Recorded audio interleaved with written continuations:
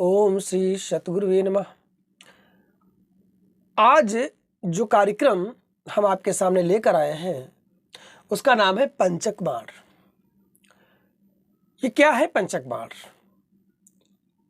देखिए, कोई भी कार्य अगर आप शुरू करने जा रहे हैं या कोई नया काम करने जा रहे हैं, कोई भी शुभ काम करने जा रहे हैं, तो इन सब चीज़ों में पंचक बाण में, ये पंचक बाण का अर्थ है 5 बाण। पंचक बाण का सीधा तात्पर्य है कि 5 प्रकार के बाण। तो इनको देखना बहुत अनिवार्य होता है, और अगर आप नहीं देखते हैं, है तो थोड़ा सा ज्योतिष से हट करके है ये, लेकिन बहुत महत्व है इनका। और अगर इसका आप ध्यान नहीं देते हैं तो कहीं ना कहीं बहुत अधिक नुकसान आप उठा सकते हैं। जैसे सबसे पहले कहीं ना कहीं अगर इन पंचक बाण में कोई भी बाण है, जैसे मैंने लिख दिया है, समझाने के लिए लिख दिया है, ये जो 5 बाण, पहला है अग्नि बाण, पहला अग्नि बाण है, और दूसरा रोग बाण है, तीसरा नृप बाण है, चौथा चोर बाण है, और 5वां मृत्यु बाण है। अब ध्यान ये देना है कि ये 5 बाण अपने से कहीं अधिक, पंचक इसे लगाया गया है कि 5 गुना अधिक, 5 गुना अधिक अशुभ फल देते हैं, यानी बढ़ा करके फल देते हैं अगर इनको आपने ध्यान नहीं दिया तो।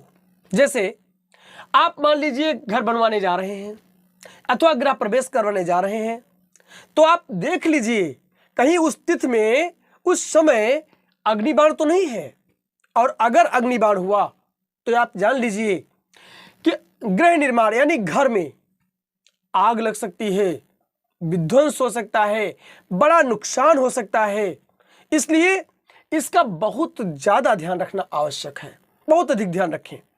तो गृह निर्माण करा रहे हों अथवा गृह प्रवेश करा रहे हों, कोई भी गृह संबंधी नया कार्य कर रहे हों, तो आप अग्निबाण अवश्य देख लीजिए कहीं अग्निबाण तो नहीं है।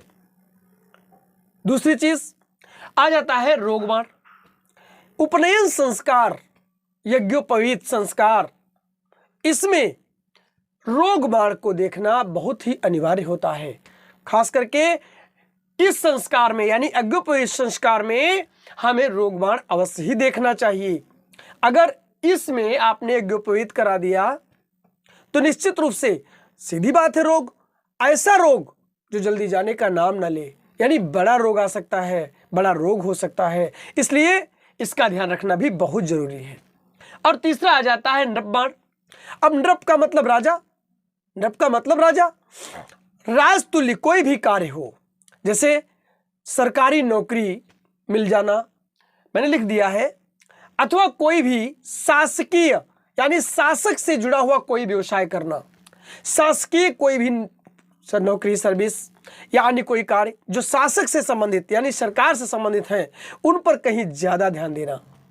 अगर नृप बाण है तो आप शुरू ना करें, आप उस समय को टाल दें, उस समय को थोड़ा सा टाल करके अगले शुभ समय से यानी नए समय से आप उसकी शुरुआत करें।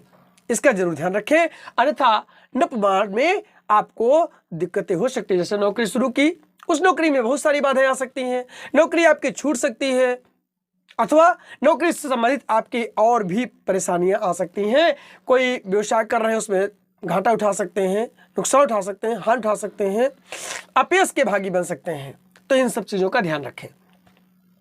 चौथा बाण है चोर बाण, बहुत ही महत्वपूर्ण। चोर बाण और मृत्यु बाण, इन दोनों को तो और भी अधिक महत्व दिया गया है। कभी भी यात्रा करनी हो, यात्रा करने आप जा रहे हो, ध्यान रखिए उस समय चोर बाण नहीं होना चाहिए, अन्यथा निश्चित रूप से आपकी यात्रा या तो असफल होगी और या तो आप वहां से नुकसान उठा करके आएंगे।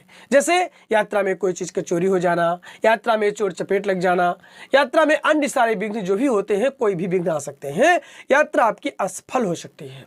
इसलिए ध्यान रखें, कभी भी यात्रा करें तो चोर बाण नहीं होना चाहिए।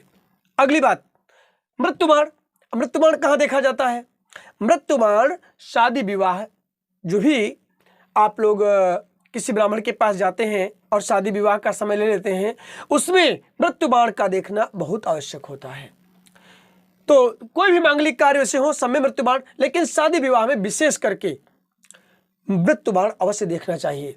मृत्यु बाण में विवाह शादी अथवा मांगलिक कार्य नहीं करना चाहिए, नहीं तो ऐसी शादी होने पर उनमें बहुत ही बड़ी बड़ी ऐसी परिस्थितियां आ जाती हैं जिनका निराकरण भी संभव नहीं हो पाता है।